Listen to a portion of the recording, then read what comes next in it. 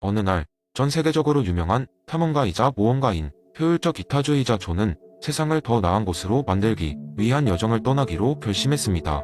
그는 언제나 피터 싱어의 이론에 깊이 감명을 받아왔고 이번에는 그 이론을 실제로 구현해 보겠다는 결의를 품었습니다. 그는 최대한 많은 사람에게 최대한 긍정적인 영향을 주고자 자신의 시간을, 돈을, 그리고 에너지를 어떻게 사용해야 할지를 고민했습니다. 우선 그는 그동안 모아둔 돈을 전 세계의 고통받는 사람들을 위해 기부하기로 했습니다. 그런데 문제는 그 돈을 어떻게 사용하느냐에 따라 결과가 크게 달라진다는 데 있었습니다. 그래서 존은 밤낮으로 연구하며 현재 가장 효과적으로 기부를 할 수 있는 방안을 찾기 시작했습니다. 예를 들어 그는 어떤 비영리 단체는 기부받은 돈의 대부분을 운영비로 사용하지만 다른 단체는 동일한 금액으로 수백 명의 아이를 치료할 수 있다는 사실을 알게 되었습니다. 결국 존은 질병이 창궐한 아프리카의 한 작은 마을을 돕고자 결정했습니다. 그는 그곳에 필요한 말라리아 모기장을 제공함으로써 많은 아이들의 생명을 구할 수 있음을 깨달았습니다. 통계에 따르면 모기장 하나가 평균적으로 2명의 어린이를 말라리아로부터 보호할 수 있었기 때문에 말라리아 방지를 통해 얻을 수 있는 긍정적인 영향이 매우 크다는 것을 알게 되었습니다. 다음 단계로 존은 자신의 시간과 에너지를 어떻게 사용할지를 고민했습니다. 그는 교육이 장기적으로 개인과 사회 모두에게 막대한 가치를 제공한다는 사실을 알고 있었습니다. 그래서 그는 그 마을 학교에서 자원봉사 교사로 일하며 IT와 영어를 가르치기로 했습니다. 이러한 기술들은 어린 학생들이 앞으로 더 나은 직업을 갖고 그들의 공동체에 긍정적인 변화를 가져올 수 있는 기회를 제공할 것이었습니다. 마을에서의 생활은 쉽지 않았습니다. 존은 매일같이 찌는 듯한 더위와 싸워야 했고 익숙하지 않은 환경 속에서 적응하는 것도 큰 도전이었습니다.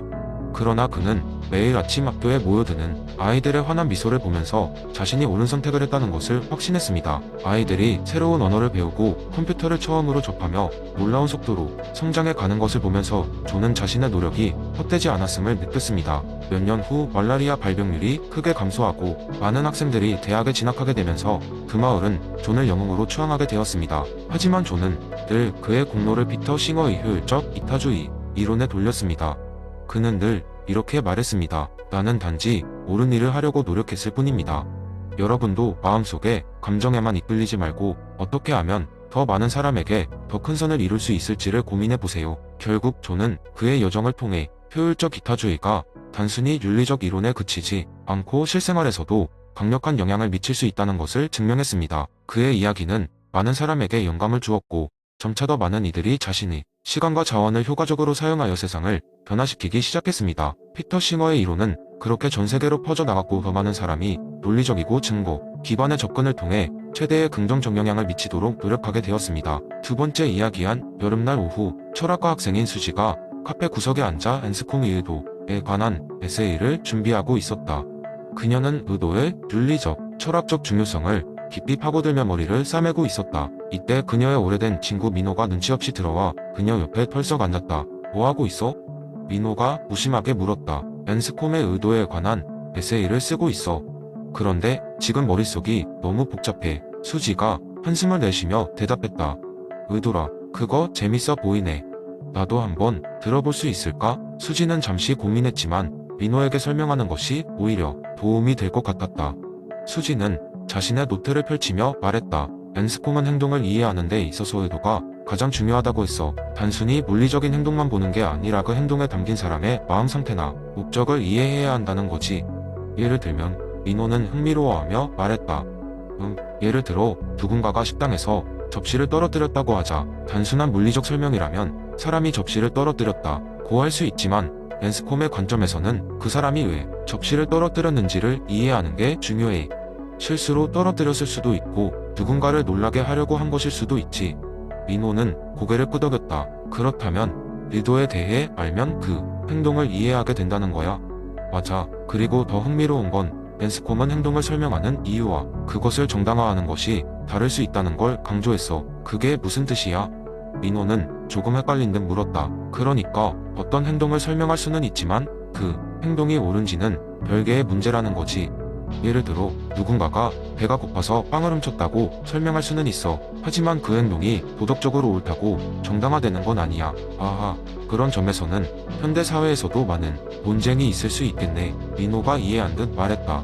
맞아. 앤스콤의 이론은 그러한 갈등과 윤리적 문제를 분석하는데 큰 도움을 주지. 그래서 나는 이 에세이를 통해 사람들이 더 깊이 생각해 볼 수 있는 계기가 되기를 바라고 있어. 민호는 감동을 받은 듯 말했다. 듣고 보니 정말 흥미로운 주제인 것 같아. 나도 의도가 얼마나 중요한지 한 번 더 생각하게 됐어. 수지의 에세이 기대할게. 둘은 그렇게 앤스콤의 의도에 대한 긴 대화를 나누었고, 수지는 민호에게 설명하면서 더 명확한 생각을 정리할 수 있었다. 결국 민호와의 대화가 수지의 에세이에 신선한 바람을 불어넣었고 그녀는 그날 저녁 에세이를 무사히 끝마칠 수 있었다. 수지는 앤스콤의 이론처럼 행동이 의도가 얼마나 큰 힘을 가지고 있는지를 다시 깨달으며 자신의 에세이가 다른 사람들에게도 그 폭넓은 의미를 전할 수 있기를 바랐다. 세 번째 이야기 버나드 윌리엄스의 철학적 관점을 이해하기 위해 저는 아주 특별한 이야기를 만들어 보았습니다.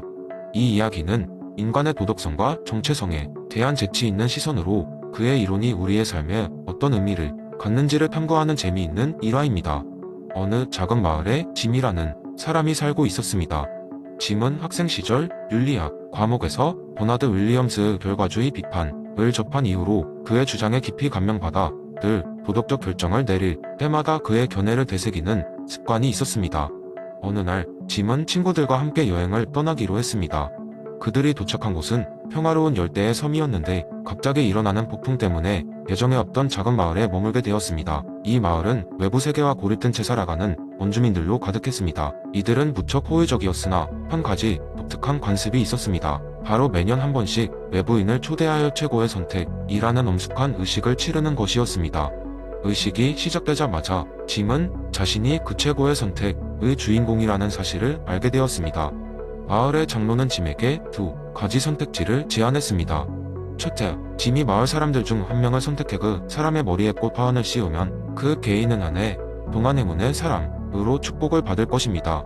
둘째, 만약 그 결정을 내리지 못한다면 짐 자체가 행운의 사람으로서 축복을 받을 것이었습니다. 짐은 결정을 앞두고 당황스러운 기분에 휩싸였습니다. 이 상황에서 짐은 자신의 결정을 어떻게 내려야 할지 고민에 빠졌습니다. 결과주의자라면 아마도 더 많은 사람에게 더 나은 결과를 선택하겠지만 윌리엄스의 결과주의 비판이 머리 속을 스쳐 지나갔습니다. 단순히 결과만을 고려하는 것이 아니라 자신의 정체성과 윤리적 책임을 반영해야 한다는 윌리엄스의 주장이 있었기 때문입니다. 짐은 잠시 생각에 잠겼습니다. 그는 마을 사람들이 자신의 선택을 존중해주고 있으며 의사결정 과정 자체가 그들에게 중요한 의식임을 깨달았습니다. 또한 그는 이 순간이 자신의 도덕적 본성을 시험하는 기회임을 인식하게 되었습니다. 따라서 짐은 잠시 망설인 뒤 결정적으로 그 꽃화환을 마을 장로의 머리에 씌워주었습니다.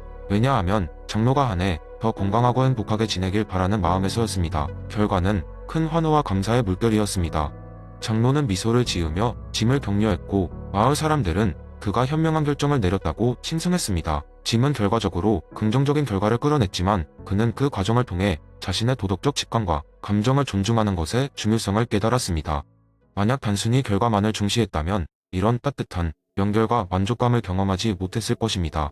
이 경험은 짐에게 윌리엄스가 말했던 도덕적 복잡성을 직관적으로 이해하는 더 큰 교훈이 되었습니다. 그는 이 사건을 통해 자신의 정체성과 책임의 중요성을 깨닫고 단순한 결정이 아닌 자신의 가치와 신념을 반영한 결정을 내리는 것이 얼마나 중요한지를 체감하게 되었습니다. 이 이야기는 우리에게 도덕적 결정에서 감정과 직관 그리고 개인의 역할이 얼마나 중요한지를 깨닫게 해줍니다. 단순한 결과보다는 복잡한 인간성을 고려해야 한다는 윌리엄스의 주장은 도덕적 삶의 깊이를 더해줍니다. 네 번째 이야기 옛날 어느 마을에 에피라는 별명을 가진 한 남자가 살고 있었다. 그는 아주 평범한 외모에 평범한 직업을 가진 평범한 사람이었지만 그의 생각과 태도는 결코 평범하지 않았다. 에피는 에픽테토스의 내적 자유와 통제라는 철학에 심취해 있었고 그 철학을 삶의 모든 영역에 적용하려 했었다. 어느 날 아침 에피는 출근 준비를 하며 곰곰이 생각했다. 오늘은 또 어떤 일이 펼쳐질까? 그가 일하러 가는 길에 갑자기 먹구름이 하늘을 뒤덮더니 비가 쏟아지기 시작했다. 레인코트를 챙기지 않았던 에피는 빗속을 뚫고 출근해야만 했다. 하지만 그는 씩 웃으며 마음속으로 말했다. 비가 오는 건 내 통제 밖의 일이니 그저 이 순간을 받아들이고 즐기자. 회사가 도착했을 때 그의 책상 위에는 상사의 메모가 놓여 있었다. 급한 프로젝트 완성을 위해 오늘 오후 5시까지 보고서를 제출하라. 예상치 못한 추가 업무에 같은 부서의 동료들 사이에는 한숨과 불만이 터져 나왔다. 하지만 에피는 침착하게 혼잣말을 했다. 상사의 요구는 내가 바꿀 수 없는 상황이지. 내가 할 수 있는 것은 최선을 다해 내 능력을 발휘하는 것뿐이야. 점심시간에는 직원 식당에 문제로 갈등이 발생했다. 새로운 메뉴가 추가되면서 일부 직원들이 자신이 주문한 음식을 받지 못한 것이다.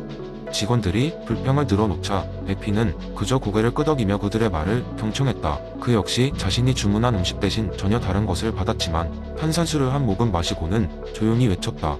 이건 내가 선택할 수 있는 문제가 아니야. 대신 다른 음식을 새로운 기회로 받아들여 보자. 하루가 끝나갈 무렵 에피는 집으로 가는 전철에 몸을 실었다. 갑자기 전철이 도중에 멈춰섰고 안내 방송이 나왔다. 기술적 문제로 인해 지연이 예상됩니다.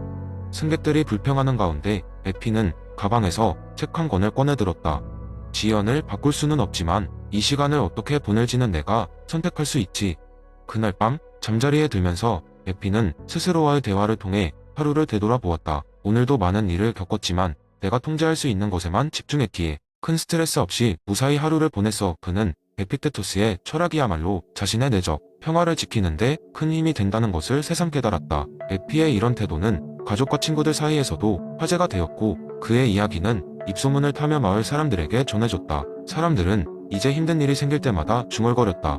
이건 내 통제 밖의 일이야. 대신 나의 반응을 선택할 수 있어. 에피는 그렇게 자신의 삶에서 외부의 상황에 휘둘리지 않고 내적 평화를 유지하는 비법을 마을 사람들과 공유하며 그들과 함께 더욱 단단해지는 법을 배워갔다.